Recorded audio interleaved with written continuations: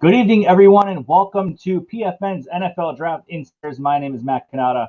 I am CEO of Pro Football Network, and I am joined here with Tony Pauline, the best draft analyst and insider in the business. And we are ready to bring you the latest news from around the NFL and the world of college football.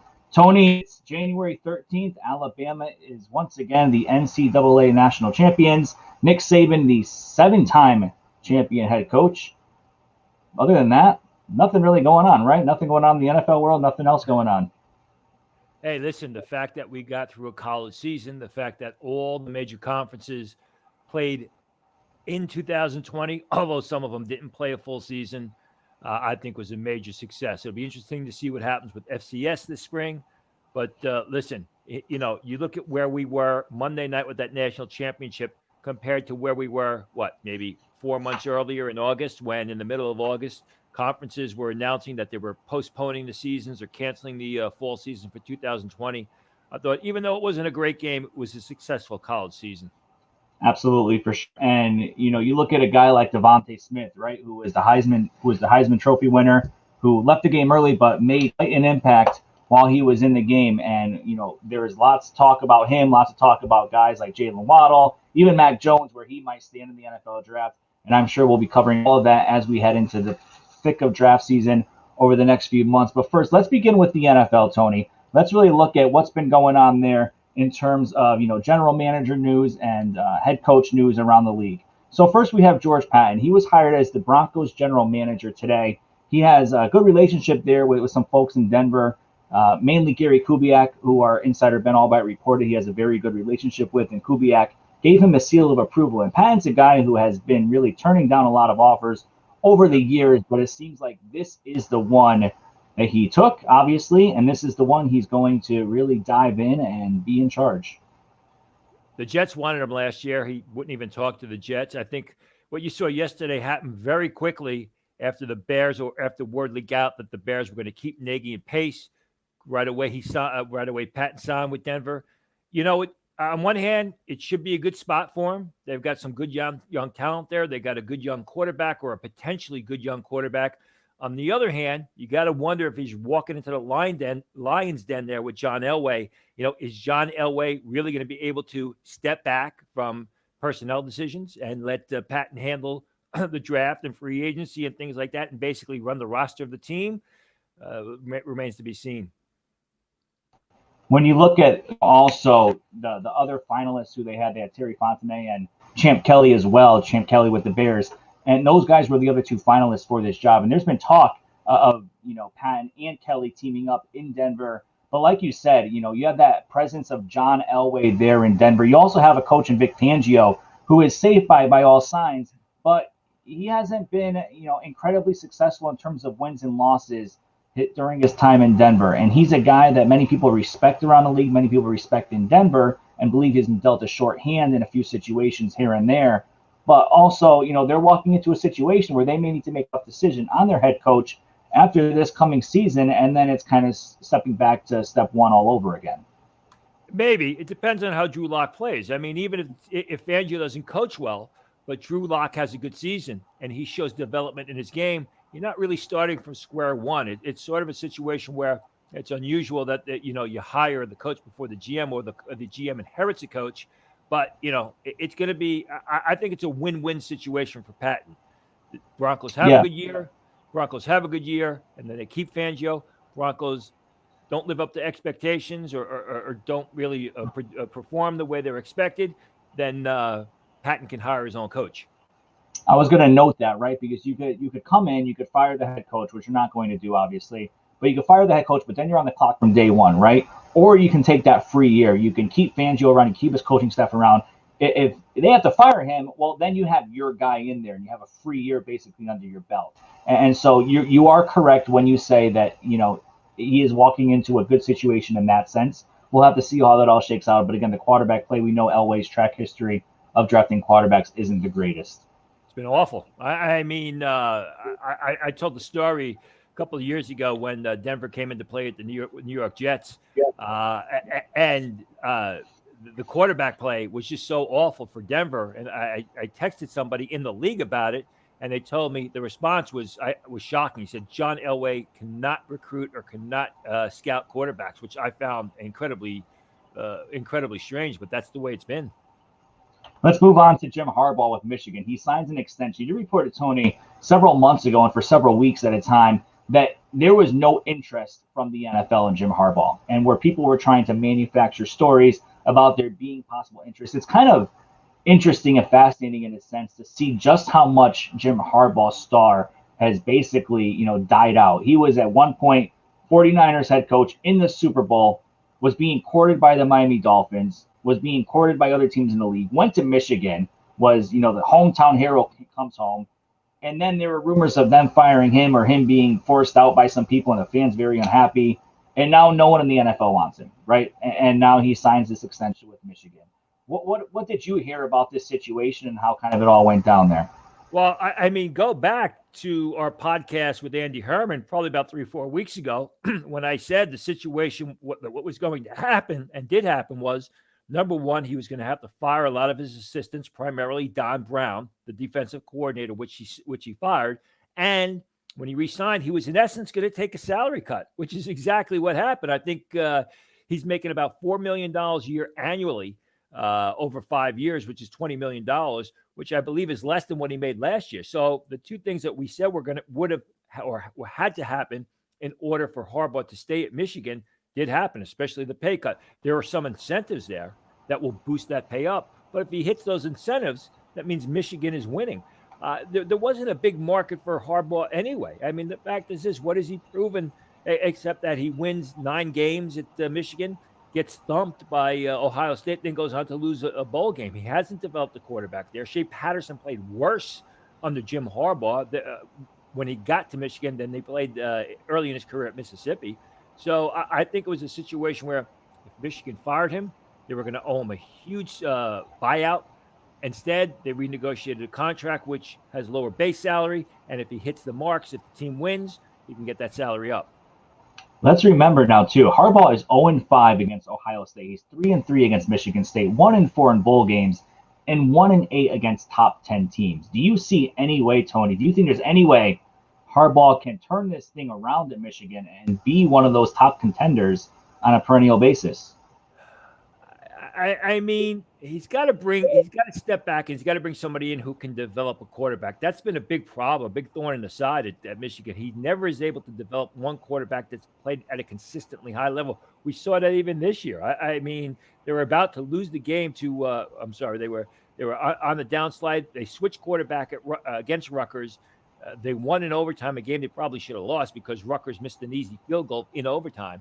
I think it's going to be tough. I think it's going to be an uphill slog.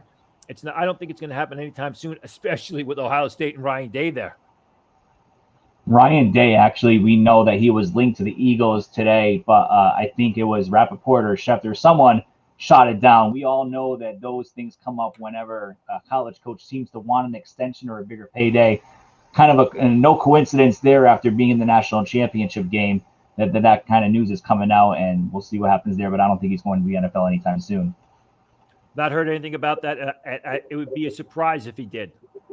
One guy who was definitely not going to the NFL is Matt Campbell there, and we saw him being linked to the New York Jets. And you reported, Tony, I believe it was on last week's podcast, that there is just no way where he was going to take that interview or take that job with the Jets because he was happy at Iowa State, because he had unfinished business at Iowa State. And you termed it as less than 5% chance of Matt Campbell taking that job. And you even went further, said, and only less than a 1% chance almost for him to even take that Jets job. So it was a little surprising there when we saw it being linked between Campbell and the Jets and being considered a favorite. And then we find out a few days later that, or even, a day later, that he had no interest in taking that job or the interview. Well, I mean, it's always talked about in the media. He's always a favorite in the media. The teams want him. It seems that everybody wants Matt Campbell as a coach in the NFL except Matt Campbell. And the fact is I'm sure when Matt Campbell is ready to coach in the NFL, he will send feelers out to different teams through his agents to say, yeah, I'm ready to talk. But as I said last week, I don't see that happening, at least for another couple seasons, unless Iowa State somehow wins the Big 12 title next year, which is a possibility. Brock Purdy, the quarterback, is coming back. Charlie Kohler, their top tight end, who we spoke about last week, has decided he's going to return to school. They got another terrific tight end by the name of Chase Allen, who's going to use that extra year of eligibility the NC2A is offering. He's returning. So they've got a top defensive lineman who's going to be returning next year. So the pieces are in place. I don't think Allen leaves Iowa State until either one, he wins a Big 12 title game, or two, he comes to the realization that he'll never win a Big 12 title at Iowa State. And, everybody gets all hyped up over Matt Campbell coaching in the NFL. When he's ready, he'll send out feelers. I think what would have happened with the Jets is if he walked into the facility for an interview, the Jets would have given him such a huge offer to basically that he would have signed right then and there, sort of like what we saw a year ago with Matt Rule. When Matt Rule went to Carolina just blew him away with the offer, so they didn't want him to walk out of the facility. He actually did walk on the plane and called the Giants before we signed the deal. I think the Jets were ready to do that with Matt Campbell. Matt Campbell doesn't want to coach in the NFL. It's the bottom line. Oh, good for Matt Campbell. He has a 35-28 record at Iowa State. Before that, he coached at Toledo. He has an overall career record of 70-43. But, we know the Jets, Tony. We know the Jets are a dumpster fire almost, right? And you said that Matt Campbell wants the perfect situation in the NFL. The Jets are definitely not the perfect situation in the NFL. Dumpster fire. I mean, I think the problem with the Jets is there's too many self-inflicted wounds. We'll see what happens. They've got a chance to turn it around moving forward. Hopefully they do, for Jet fans anyway, and for football. It's not good for the NFL when the Jets are winning 2 games a year. No, it's not. And we'll see what the parity. We had a show earlier, PFN Weekly. They said, put Patrick Mahomes on the Jets team with this roster, you have double-digit wins. So if they get the right pieces in place, they have the opportunity in this year's draft to either trade out or get a cornerstone player there. I think they could turn it around pretty quickly if they get the right guy in there. Yeah, I don't know that if you put Patrick Mahomes on the Jet roster, would you say there was going to be double-digit wins? Yeah. I don't know that. I don't know that would happen with this offensive line, with these lack of skill players, and more importantly, with the coaching staff that was there. Let's see who they bring as a new coach. Let's jump over to Doug Pederson. He was fired in Philadelphia, Tony. Yeah. Back in mid-September, you had said in a report we got pretty blasted on by a lot of Eagles fans. I remember I was going through the replies the other day, the Twitter thread, and liking a few of them just to remind people what they said about us. I always love to do that. The Laramie Tunsil trade, when we broke that's the best thread to go through. But, Doug Pederson was fired in Philadelphia. You had said in mid-September that he had basically reached his limit in Philadelphia. Yeah. And that it was going to be a struggle from there on out for Pederson the rest of the way. And there was feedback saying, well, what does he mean he's at his limit? What does he mean it's going to be a struggle? Why would they even think about firing Doug Pederson? And now here we are. Doug Pederson is out of a job. There's talks of him taking the year off or being linked to the Jets. And I know you have some information on that as well. But shed some light for us on, basically what the situation was with Pederson in Philadelphia and what his next steps might be. Well, what I heard, one of the problems was a deteriorating relationship between himself and Howie Roseman, the general manager, a guy who I think is one of the best football minds in the league. And what I was told with people who spoke with Howie as the season progressed is you could tell that the relationship between Roseman and Pederson got worse and worse and worse to the point where people said that it just sounded like Howie Roseman was talking down about Doug Pederson. I was told one of the issues was Howie Roseman was upset the way Pederson was using the veterans in the lead up to game day. Basically, he was practicing them too hard during the week rather than saving them for game day. And you know what? If you look at the injuries that were sustained by the Eagles, specifically on the offensive side of the board, I think Howie Roseman had a good argument there. So I'm told a lot of the issues were just a deteriorating relationship between Howie Roseman and Doug Pederson, which led to the exit of the coach. So what does that mean now? Carson Wentz's contract is a dicey situation. He's owed a lot of money. That's going to be a huge cap hit for the Eagles, dead cap. If they trade him, if they cut him and whatnot, they have Jalen Hurts there. They drafted in the second round this past draft. He played a little bit at the end of the year there. What is going to happen with Carson Wentz? Is it going to be up to the new coach? Is it going to be up to Roseman? How is that all shaking out? I think it's going to be up to both the new coach and Howie Roseman. I will tell you this. What I definitely know is people from Carson Wentz's team don't know if this is if firing of Pederson is going to be a benefit or a hindrance to Carson Wentz. They really don't know whether it means that this is, a sort of seal of not a seal of approval, but a guarantee that he's going to be with the Eagles next year, and that the Eagles won't try and trade him. The best I could tell you is from people I talk to, especially from Wentz's side of the aisle, they just don't know.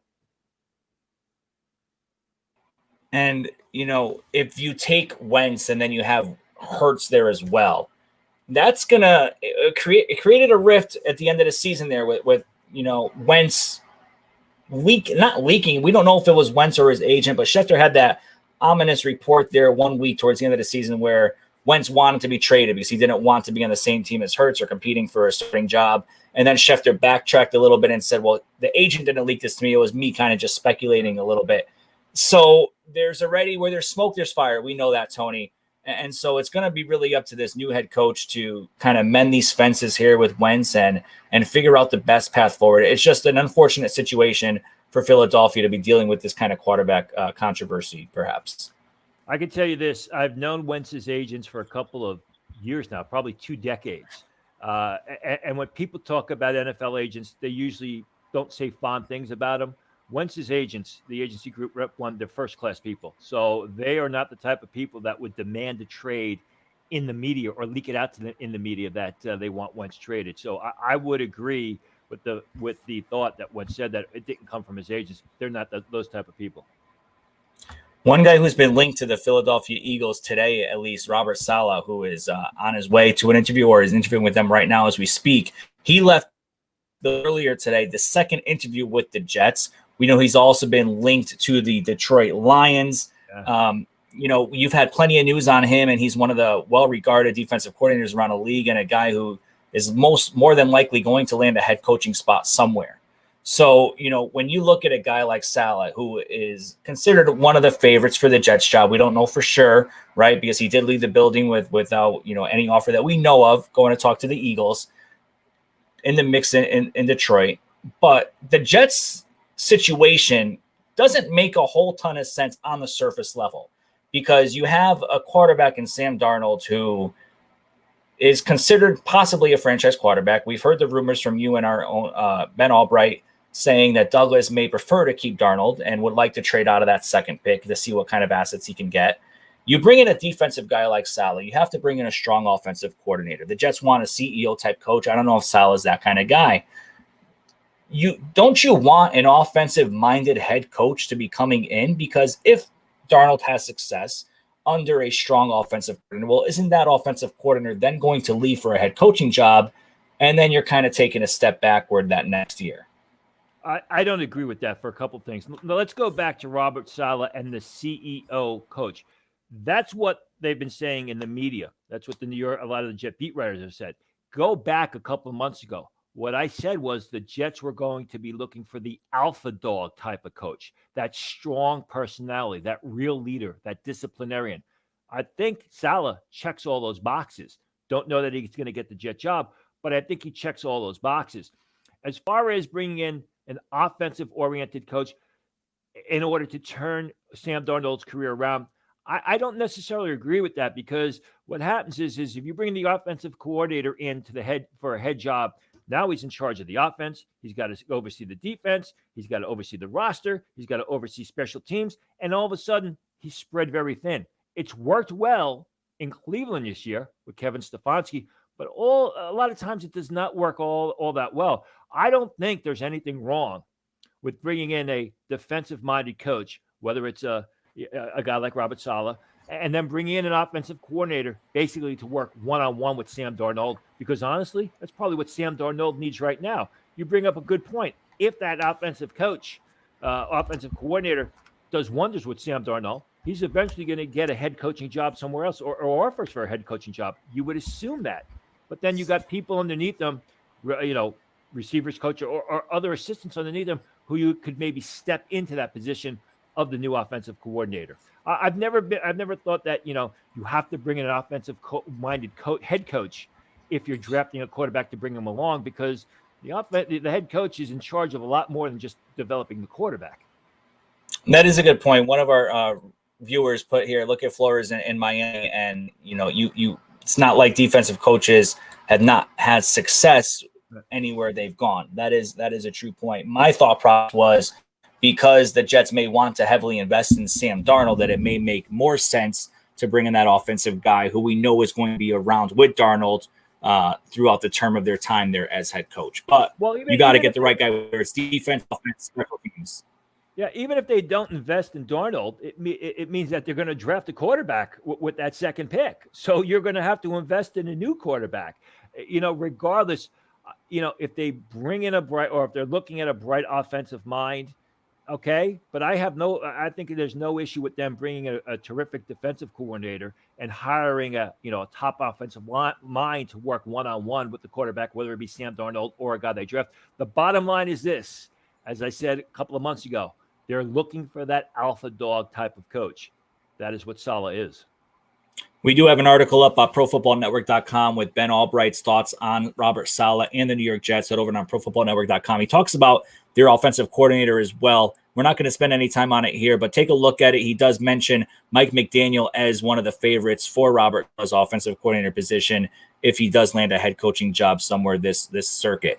Let's move to Jacksonville down south with the Jaguars. Tony, you reported, I believe you were the first one to report here on Draft Insiders that the Jaguars were extremely interested in Urban Meyer. We reported it. Lo and behold, several days later, it was reported by the mainstream media that the Jaguars were going to, in fact, talk to Urban Meyer. Now we see they've been talking about their staff. Trent Baalke is considered a favorite now for the GM spot if Urban Meyer goes to Jacksonville. Rumors came out today, though, that the Chargers may be interested in talking to Meyer and actually are in the process of speaking to him about assistant coaches and the interview process and so forth. And so that's a little suspect because that may be a negotiating ploy. But now, if Urban Meyer, wherever he might end up, where do you think that might land, Tony? Well, I'm kind of surprised that Jacksonville hasn't offered him a contract yet. And not only based from what I was reporting and what I said, but what other people were reporting. I thought once you got in there and you read that he was assembling a staff, I thought it would have been pretty quick for Jacksonville, to sign him. Maybe there are some concerns there. I don't know.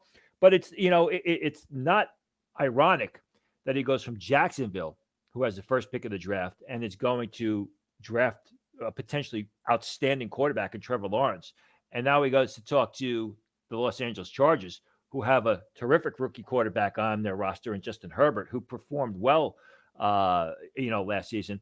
A coach like Urban Meyer could be exactly what Justin Herbert needs, really to light a fire underneath him as far as the leadership skills are concerned and carrying an offense and being a real vocal team leader. So that may be what Justin Herbert needs. I think it's a good fit. I'm just surprised that Jacksonville didn't make a quick offer to Urban Meyer. I'm very surprised as well. As something you could think you would want to lock up. And now Jacksonville is talking to someone else. That someone else is Arthur Smith, the Tennessee Titans offensive coordinator. And you reported this, Tony, about a month ago in this podcast, that Smith was a target. And if he is to get a job somewhere in that combo, especially, he'd like to bring along Titans Vice President of Player Personnel Ryan Cowden with him as the team's GM. Do you have any updates on that for us? All I can say is this is before the Urban Meyer hysteria to Jacksonville began, and before I started reporting what I was hearing here, the word was a lot of people felt that Smith would end up at Jacksonville and bring Cowden along as the general manager. Again, you have a guy who resurrected Ryan Tannehill's career, put a good offense together in Tennessee, although they didn't perform too well against Baltimore Ravens. That's why a lot of people like Don Martindale.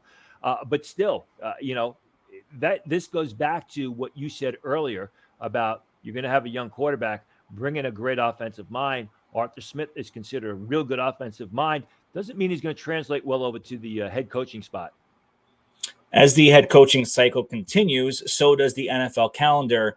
But one thing that may be on pause is the NFL Combine. Tony, you reported last week here on the Draft Insiders podcast that there were multiple options on the table, one of those including that the Combine being canceled altogether. Several days later, Adam Schefter of ESPN confirmed this report by saying that there are serious questions about whether the combine will actually take place this year in Indianapolis and on schedule.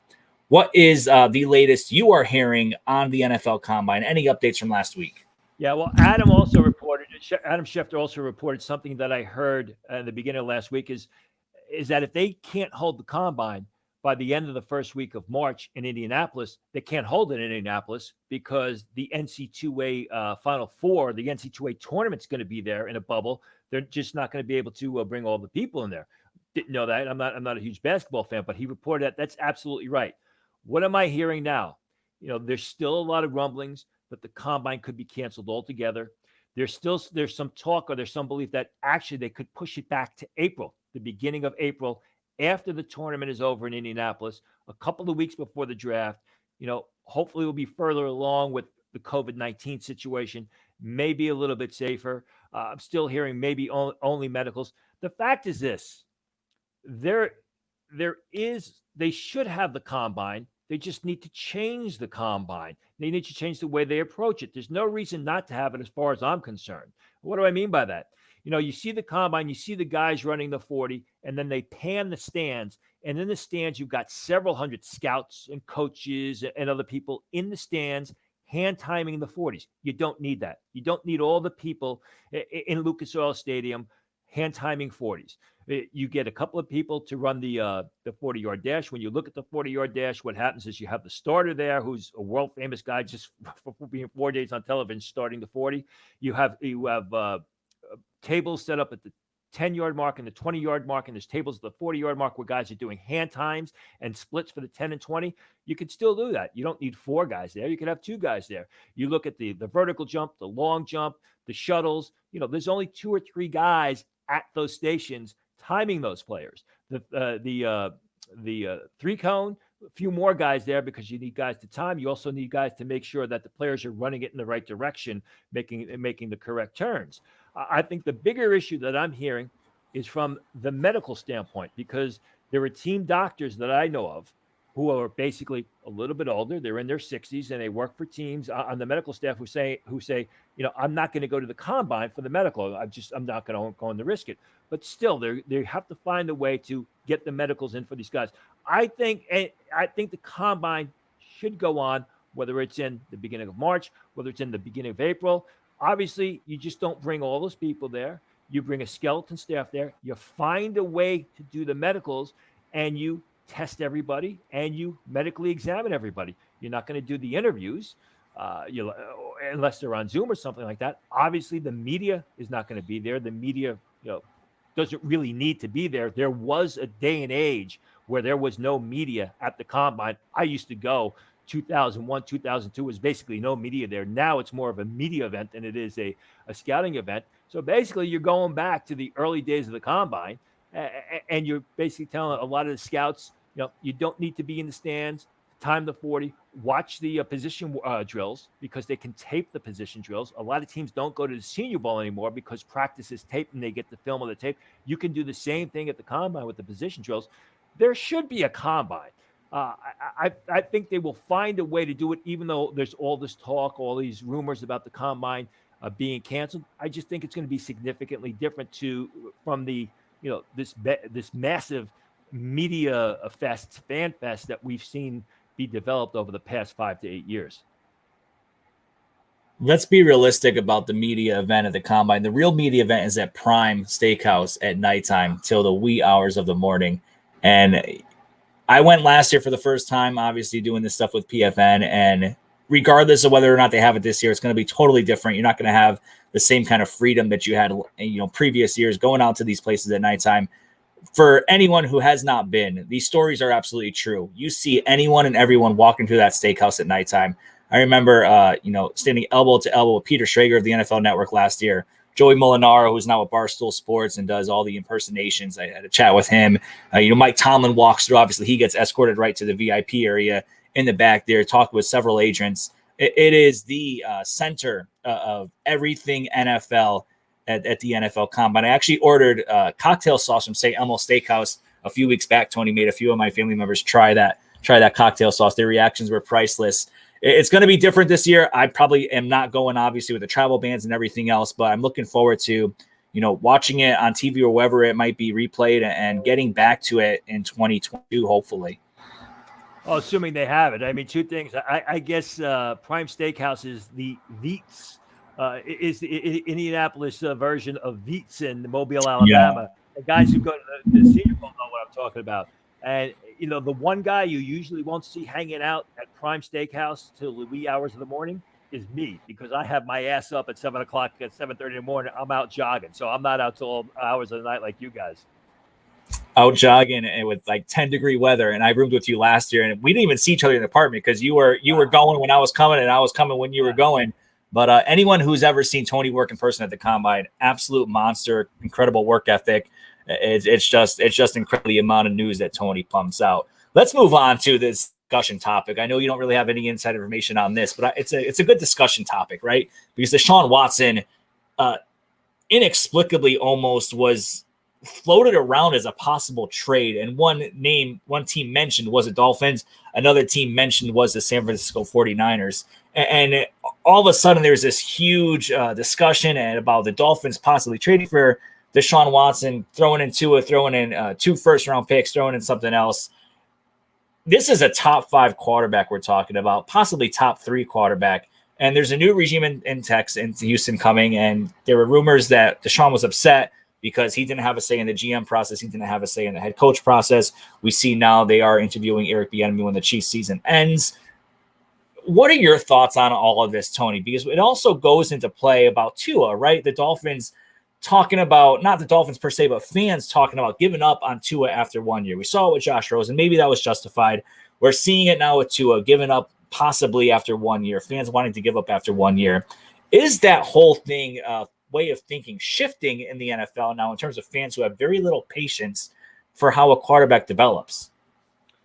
Well, it's not going to be based on the fans. It's going to be based on the coach and the general manager and the organization. We didn't see it with Dwayne Haskins, although there was talk of it happening with Dwayne Haskins. It eventually happened with Dwayne Haskins about 3/4 of the way through the 2020 season. That was primarily because of self-inflicted wounds by Dwayne Haskins, who couldn't get his priorities correct. Let me say the only inside information I have that I've been told is that it's a load of bunk that the Houston Texans are going to move Deshaun Watson. I mean, why would they? I think it's something that somebody put out there, and in this day and age of social media, it just grew like wildfire, although there was no basis for it. Do I think that giving up on an early pick, immediately is an issue, is the way of the future? No, I don't think so. I think the whole Josh Rosen, Kyler Murray thing was more the exception to the rule, and it was done basically because they brought a new head coach in, Cliff Kingsbury, who's had some success. Next year is really going to be a demarcation point for Cliff Kingsbury, Kyler Murray, and that whole Arizona Cardinal franchise to see if they, really made the right choice, not so much on the quarterback, but on the coach. I think it's just foolishness, to do that. A player doesn't have a certain player early pick, especially quarterback, doesn't have immediate success. So we're going to throw him on the heat pile. We're going to go in a different direction.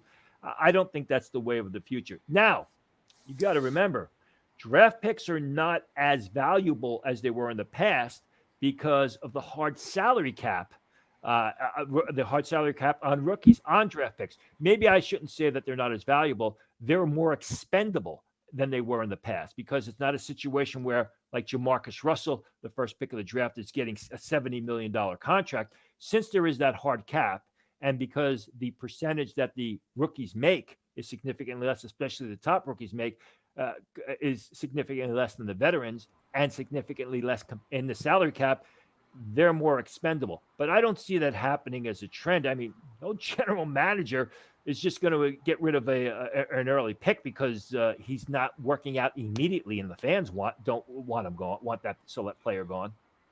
Yeah, and I think there's some discussion on it because the Dolphins do hold that 3rd overall pick, right? And you're going to have a choice of Justin Fields or Zach Wilson there at number 3, but you're also going to have Penei Sewell probably. You're going to have Jamar Chase, Devontae Smith if you want to bring him all the way up there. While we're on the topic of Tua, Tony, I know you're on radio down in Miami a few weeks ago, and you had some thoughts on Tua. But for the Dolphins fan listening here, and for people who didn't catch your interview with Big O, what are your thoughts on Tua? Should Dolphins fans be concerned? No, not at all. I mean, everybody wants immediate success. I think the problem with Tua is you saw Joe Burrow play very well. You saw Justin Herbert play very well. But Tua's coming off a significant injury. He had an up and down season. He was inconsistent. He showed a lot of good things, and he was disappointing at times. That's the way it is for rookie quarterbacks. Jared Goff was terrible as a rookie. Turned it on, brought his team to the Super Bowl. Wasn't all that good this year, but this was a different year. So no, you can't be disappointed. I mean, this talk that they should have drafted Justin Herbert, this talk that they should trade him for Deshaun Watson, which isn't going to happen. The Texans ain't going to do that. Or they should even select a quarterback with the third pick of the draft is out of control. It's just absolutely obscene. And I think the way they used Tua last year, the fact that they made him sit, the fact that they pulled him when he wasn't doing well is the perfect, that's the way they've done it in the past with great success. And they are looking for a new offensive coordinator now. You probably don't have much insight on that, do you? No, I've heard nothing. I've not made a single phone call about it. Yep, things are very quiet in Miami. It's very hard to get information out of there with the new regime in there, but hopefully they have that wrapped up by the end of this week for the Dolphins fans. We do see all of your comments in the comments section. Keep them coming. We will have a rapid fire at the end of the show, which will be coming up in just a short bit. We're going to jump over now to underclassmen declarations. Let's first talk about James Hudson of the Cincinnati Bearcats, the offensive tackle. Tony, you gave him a 3.58 grade and a fourth-round projection, a fourth-year junior. What are your thoughts on Hudson making that declaration for the NFL draft, and where do you see him kind of shaping out there? Yeah, I give him, I believe, a third, fourth round grade. I've upgraded that with his play in the final weeks of the season, the American Athletic Conference title game, as well as the Cotton Bowl, to a third round grade. I personally think that Hudson would have been better off going back to school for another season. I think he's a day 2 pick. There are some scouts that really like him. They think that he's a top 45 pick. I had tweeted out during that Cotton Bowl that the word was in the week leading up to that Cotton Bowl that he was going to declare, which he did. He is a big, strong offensive tackle. He's got a great NFL build for an offensive lineman. He's nasty. He's smart. I'm concerned about his footwork off the edge, which leads me to believe that he's going to be a right tackle prospect. The one thing about Hudson is he's accepted an invitation to the Senior Bowl. So we'll see him in Mobile in about 2 weeks' time. And the Senior Bowl is a kingmaker at a lot of positions: quarterback, cornerback, defensive line, as well as offensive tackle. So if James Hudson in those one-on-ones and in scrimmage shows the ability to shut down pass rushers, the speed rushers, as we've seen with guys like Joel Bitonio and others in the past, he can shut me up about my belief that he's better off at right tackle rather than left tackle in the NFL, and he will help his draft stock. And you will be at the Senior Bowl, Tony, in basically about 10, 12 days, and we'll have full coverage here at ProFootballNetwork.com. We'll have daily practice reports, tons of interview updates, and all the latest rumors coming out from there. So we are certainly looking forward to that. Let's talk about another guy entering the NFL draft, Jamar Johnson from Indiana, the safety. What are your thoughts on him? Yeah, I had been hearing that, he was going back and forth. He made the announcement, I believe, yesterday or Monday that he was officially entering. Second on the team with 43 tackles, 4 interceptions, 4 pass breakups. I think he's a day 3 guy, probably a 5th, maybe 4th round type prospect.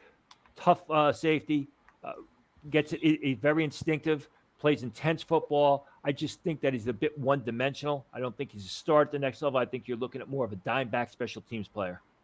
Let's stay on the topic of Indiana. Ty Fogle, who you had mentioned a few times in your Risers and in the college football game day blog, the wide receiver. You have him as a 5th-round grade. Don't know if that's changed since the end of the season, and a projected grade of 3.47.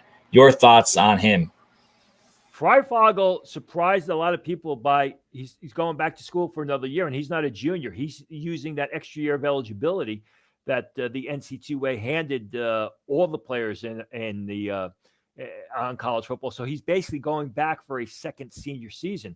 37 receptions last year, 721 yards, 7 TDs, a guy who was just dynamic, came into the season graded as a free agent by scouts, played like a midday 3 selection. He's a guy who is a real good receiver. I don't know how fast he is, which is why I have him as a 5th round prospect rather than a 3rd round prospect. I think it's surprising because I don't know that he's going to go back and really improve his draft stock. You got to remember, not only is he going back, but the quarterback from Indiana last year, Mike Penix, had a significant knee injury late in the season, had a knee injury in November. So who knows when he's going to be back to full health. Obviously, you can never berate a guy for going back to college for another year. He must love the college game, likes the Indiana situation in Indiana. They got a great coach there. I just don't think that if it's a situation where he feels he's going to go back and improve his draft stock more than what he's already improved it this year, I find that a little bit tough to think that's actually going to happen. Tony, do you notice a odd number of underclassmen declaring for the NFL draft this year, or is it right on par with other years? Well, we'll find out in a couple more days, right? The deadline's in a couple more days. I think it's probably going to be right about where it was last year. And you've had the last 2 years have been record-breaking years. I think it's going to be a significant amount of underclassmen in the end that declare for the draft. A lot of these guys want to get their next level career started. They see what's going on with COVID-19, a lot of other aspects, issues, hurdles that they feel that they're done with college football. It's time to take it to the next level. All right, Tony, are you ready for the rapid fire hot seat? You ready to jump on the hot seat here? We'll see. All right, let's throw some questions up on the board here. First one up: do you think Atlanta and the Lions take a quarterback in the top 10? I think Atlanta may. I think when the Lions are selecting, all the top quarterbacks will be gone. And I think Trey Lance, it's way too early for Trey Lance. All right, Cam, I believe his name is Cam. He's always in the Pro Football Network DMs. Sorry, Cam, we don't ever respond to you much, but we're going to respond to you here. Any Falcons GM head coach updates? Not really. I'm surprised they haven't been higher on Eric Bieniemy. They may stick with Raheem Morris. I've not heard anything there. All right. I'm not going to have you answer this one, Tony, because we did it already, but I'm just going to let everyone watching know if you need any updates on the Jets head coach search. We do have some at profootballnetwork.com. This will be up on our YouTube channel later tonight, and you could also rewatch this on our Twitter feed. We also answered a question about the Dolphins OC candidates. We don't have any inside information on that. Very tight to get information down in Miami. Moving down with Don Martindale, Tony, you have been talking about him a lot. He's been linked to other places as well by other media names, and he has had an impressive performance, at least in round 1 of the playoffs. Any update on Martindale? I think what's the problem with Martindale is as the Ravens continue to win, teams feel they may lose out on other candidates. So that's why he's kind of falling by the wayside because teams want to get their coaching staffs in order, and they, if it comes down to Robert Saleh or Martindale, they'd rather sign Saleh now rather than wait for Martindale. All right, 2 more, Tony. This one first. It might be too early for this one, but do you think the Eagles have an idea of who they want their next head coach to be? The only thing I heard about the Eagles today is Howie Roseman would prefer an offensive-minded coach, and that's been the history. So when I asked if Saleh was a serious candidate for the Eagles job, the answer was no, look for them to lean more towards an offensive-minded coach. All right. Speaking of offensive-minded coaches, Eric Bieniemy, is he going to miss out on a job again this year? No, I think he'll get a job. I don't think he's the number one candidate, as a lot of people thought he would be. Hasn't interviewed well this year. Didn't interview well last year. There are some people who feel that it's more Andy Reid pushing for Eric Bieniemy to get a job than Eric Bieniemy's ability to be a head coach. But then again, as I reported a couple of weeks ago, if he gets a head coaching job, it's not going to be a situation with Bieniemy where he hires his friends, as coordinators and position coaches. He's going to look to put together an all-star type staff. I think he will get a job. And finally, last one here. Does this coaching cycle seem slower to you in years past in terms, I guess, of hiring or movement on, naming their head coaches? I think it does for reasons that the league wants, because the league wants a variety of people to be interviewed. I would say, yeah, it's not like at this point in time, you would have thought that the Jets and Jaguars already had their coach's name, but that's not been the situation. All right. And, let's wrap up the show, Tony. Here we have the NFL divisional round this coming weekend. Rams, Packers, Ravens, Bills, Browns, Chiefs. The Browns put a number on the Steelers, and the Buccaneers versus Saints. Going to be a great weekend of football as we head into the conference championship games. Any predictions you have for the AFC and NFC championship games? I think the Bills will find a way to pull it out. Obviously, the Chiefs got to be the favorite. Although the Browns are on a run, give them a lot of credit. I don't see the Packers losing, which will make Andy Herman, our former host of the show, pretty happy. And the Rams, I mean, who knows? Who expected the Rams to beat the Seahawks last week? I don't think many people expected them to do so. I'm with you on the Bills. I'm with you on the Chiefs. I would love to see Drew Brees retire with a ring, and I'm with you on the Packers. So we'll see how that all shakes out this coming weekend. We will, of course, be back with you here on NFL Draft Insiders next Wednesday. For the latest and greatest from Tony Pauline, including his mailbag, check out www.profootballnetwork.com. Follow us on Twitter at PFN365. We'll be with you every day, all week long, with the latest and greatest from around the world of the NFL and college football. For Tony Pauline, I am Matt Cannata. Thank you for tuning in to NFL Draft Insiders. We'll talk to you next week.